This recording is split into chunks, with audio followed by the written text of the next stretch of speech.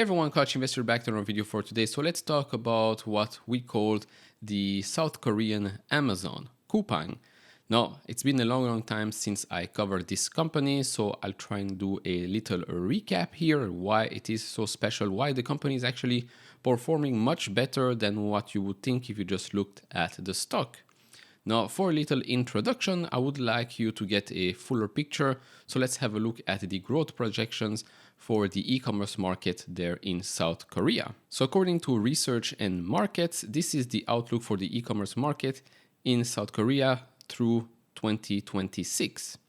So as you can see, the estimated market value in 2022 was $188.53 billion. The forecasted market value by 2026 is $389.89 billion, which means a compound annual growth rate of 19.9%. Of course, Coupang is a very big player there. You have eBay South Korea, Naver Corporation, which is a big competitor to Coupang. But I mean, this number is quite big, and you'll see why Coupang has a big advantage to take some more market share. Now, here's the current picture for Coupang. Market cap of $30.22 billion, forward PE 41.5 times. Year to date, the stock is up 15.57%. Now, as you can see, over the last couple of years, yes, revenue has increased, but it has been plateauing for quite a while. But what has been becoming much better is free cash flow. This is in the last 12 months. As you can see, of course, during the pandemic times and after that as well, free cash flow was getting worse and worse, but we are now getting better and better. And so return on equity has now also increased to 17.71%. Gross profit margin in the last 12 months has also continued to increase, 24.73%, but for the last quarter, it was actually higher. We're going to have a look at those numbers in just a bit. And so return on capital sits now at 5.3%. Now, of course, since Coupang has not been public for a long time, we will have to do with the numbers that we get here. So the mean is obviously just the last 2-3 years or so.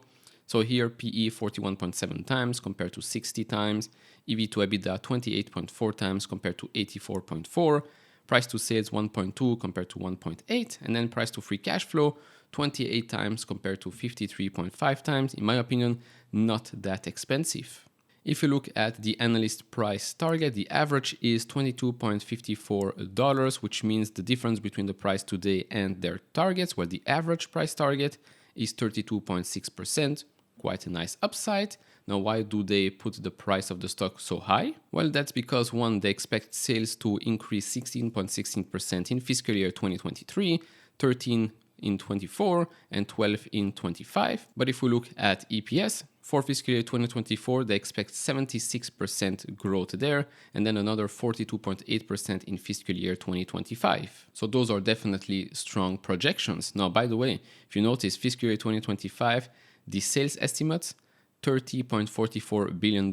Market cap right now, $30.22 billion. So you're paying less than 1 time fiscal year 2025 sales for Coupang that is growing between, let's say, 13-14%. Now, if you enjoyed this type of videos so far, leave it a thumbs up, subscribe. If you have not, would really appreciate that. We're well on our way to reach 30,000 subscribers, so thank you very much for all the support.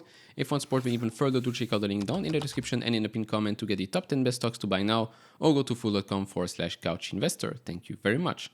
Now, the comparison with Amazon is obviously made because 1, it is in the e-commerce space, 2, it has extremely fast shipping, great logistics network, fulfillment network as well, and it is growing quite fast. Now, the only other difference here is that it is operating in South Korea. South Korea is much smaller than the United States, so distances between the fulfillment centers and their customers also much smaller. Now, it also has a subscription model. They have the Rocket Wow membership service. So Coupang members are able to receive 99% of their orders within a day. And by the way, if you order an item before midnight, you will get it by 7 a.m. or maybe sometimes earlier. And returns are also pretty easy to do thanks to Coupang's reusable package systems. Now, Coupang has built a highly automated fulfillment center and logistics network that vertically integrates in its operation. One of their competitive advantages, of course, it was not that capital light of an investment.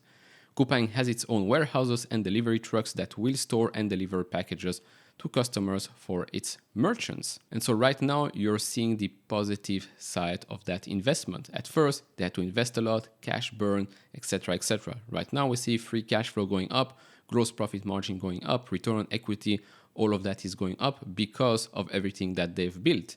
Now, this can be a great competitive advantage going forward because if the competitors want to compete with them in South Korea, they will also have to invest a lot to build such an infrastructure, such a network. In the meantime, Coupang can continue to grow and grow. In my opinion, I don't see them growing that much outside of South Korea. Of course, they have maybe some plans in Japan and Taiwan, but their main focus should stay and be in South Korea. Now, jumping into the latest earnings report, just want to read you something from the CFO here. So we have only a single-digit share of a massive retail market. Our active customer growth accelerated while we continue to deliver record profitability, highlighted by 7.2% adjusted EBITDA margin in our product commerce segment. And over the trailing 12 months, we generated $2 billion of operating cash flow and over $1 billion of free cash flow. We are consistently expanding profitability and generating high growth because of our unmatched investment in technology and infrastructure and an unwavering focus on wowing the customer. Of course, Rocket Wow membership, wowing the customer, fits the team. Then if we go and look at the net revenues for the past quarter for Q2, that's up 16% year over year or 21% FX neutral basis, $5.8 billion. Now, what's interesting here, by the way, 16% increase in net revenue, but they had 32% increase year over year in gross profit. I mean, you can already see the success story happening here. Then if we look at operating income, last year, same quarter, negative a loss 67 million, now positive $148 million. Then when we go talk about the dilution here, it's just 1% year over year. And of course, if now you are generating free cash flows and operating cash flows of over $2 billion in the trailing 12 months, I mean, this will allow you to buy back shares and dilute shareholders less. Active customers are now re-accelerating. We're up 10% year over year. And now here, if you wanted to pause the screen and look at the numbers a bit better, I mean, I'll highlight the most noticeable ones here. Net revenue continues to increase. Net income margin went from negative 1.5% in June of 2022 to now 2.5% in June of 2023 and growing. If we look at adjusted EBITDA margin, same story there. We went from 1.3% in 2022 to 5.1% in 2023 and growing. And so right now, if we look at the graph, we are well under the 200-day moving average. We actually got a little bit of a rejection this week. MACD is now bearish. RSI is still neutral. We're sitting at the $17 mark. I mean, it's a pretty round number to end the week on. So let's wait and see. We could see maybe this is a support/resistance point back in January 2023. We got rejected a couple of times here at the $17 mark. Previously, we had a little of a support here back in July on the $17 mark. Let's wait and see what happens this time. I mean, the picture isn't that great. You're a bit in no man's land right now with this sort of a candle. To get a bit more helpful information, we go to the daily chart here. We can see that back on Thursday, we got a bigger green candle, which means that probably under $16, you will have a lot of buyers. That's why you've seen that reaction. On Friday, we had another red one. I mean, let's wait and see what happens next week. Of course, why did the stock drop? We had that huge jump here after the earnings report, huge gap that got filled pretty fast a couple of days afterwards. So to conclude, of course, I know many of you own Amazon, Mercado Libre, or Shopify in your portfolio, and you're pretty happy with that. But for those of you that want to add maybe another company in the e-commerce industry, another company in another market that you're not exposed to, I think Coupang is a no-brainer. I mean, this company has been flying under the radar for quite a while right now. Stock hasn't really moved much, but the company, as you've just seen, has become much, much better. Of course, do share your thoughts and opinion down in the comments below. If you enjoy this type of videos, leave it a thumbs up, subscribe if you have not, and I'll see you all in the next one. Bye-bye.